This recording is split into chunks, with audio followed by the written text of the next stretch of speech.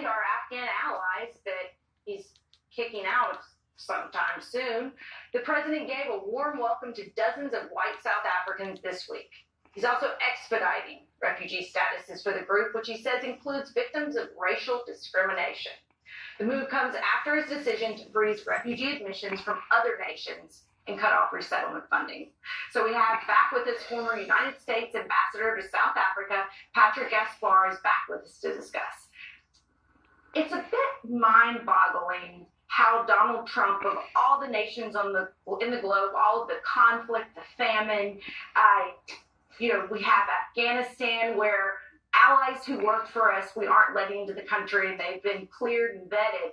Yet, South Africa, you were former ambassador there. Can you talk about what he is describing as persecution? I will. I'll say a couple of things first. When I come on shows like this, I'm trained to kind of retain my anger. It's hard to do that on this issue. I'm absolutely furious. There are a number of things that are going on here. One, Trump is playing to a domestic U.S. fringe political audience, which I'll talk about in a second. There's a geopolitical impact because there's an attempt to punish South Africa for the posture that is taken internationally on the war in Gaza and its claims against Israel. And Trump is very clear about the need to punish South Africa in that regard. But there's a third thing that's happening.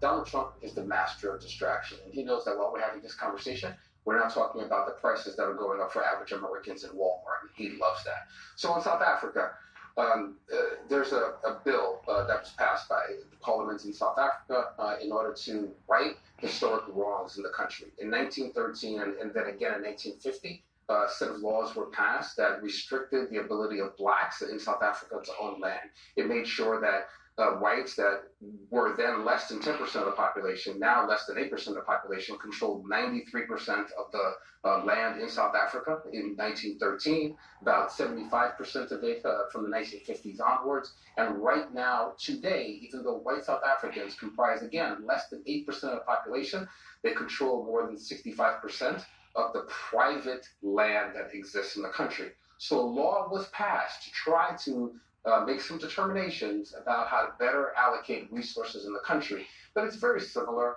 to laws that were passed in this country, like under the Fifth Amendment here. We have the right of eminent domain that the nation can impose in times of national security. It's the same sort of law in South Africa.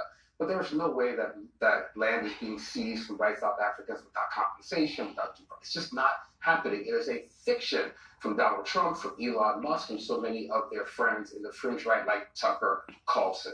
So now you have a president who is overturning the long-term asylum procedures that we have here in the U.S. for people who are fleeing violence, real political violence from countries like Afghanistan, but he's throwing it open to a group of people who are political pawns right now, Afrikaners from South Africa, who may or may not feel physically threatened in some way. But if you follow the data in South Africa, whites comprise 2% of victims of murder and violent crime. Of the crime that he's describing on these farms. 2% of the crime in the country is targets these white farmers. It is an obscene thing to say.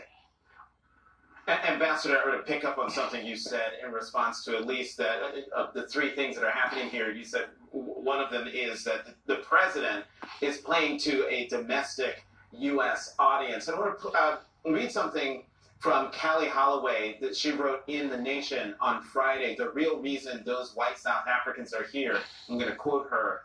To be clear, white South Africans, and this really cannot be reiterated enough, are not being persecuted. The red carpet is being rolled out for them slowly and deliberately, I might add, as a political signal. Consider it a statement of allegiance to whiteness, a full-throated declaration of where and with whom this administration's priorities lie. If you are of a certain age, you remember the anti-apartheid demonstrations that were happening all over the country, and particularly on college campuses, and to see, here we are, several decades hence, that Afrikaners are being given refugee status and being brought here to the United States. We knew exactly the signal that President Trump was sending when he did that. Absolutely, Jonathan. You and I are old enough to have participated in those demonstrations, right? So the first time I ever went to South Africa was 1991, and I got to observe Nelson Mandela's vision for a rainbow nation. I lived 3.5 years in South Africa as ambassador, and I've seen white and black South Africans and colored South Africans working every single day towards the affirmation of that vision. I talk to my white South African friends all the time, and they think it's bizarre that this is occurring now.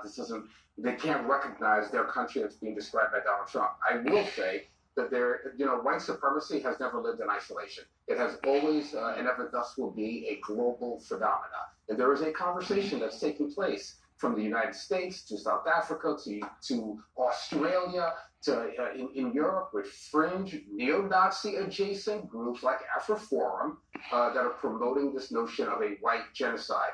It is really instructive to see the President of the United States who is denying the plight, the struggle of Palestinians in this moment who are under siege. It's interesting to hear him use the word genocide, and he's talking about a people who represent 7% of the population, have like 70% of the land, have 65% of the senior management jobs in South Africa, and whose unemployment ratio is like 1/20th of the unemployment ratio of blacks in South Africa. This is deliberate. It is signaling to his fringe MAGA cohort here in the U.S. And sending a wide signal to those who are neo-Nazi adjacent in other parts of the world.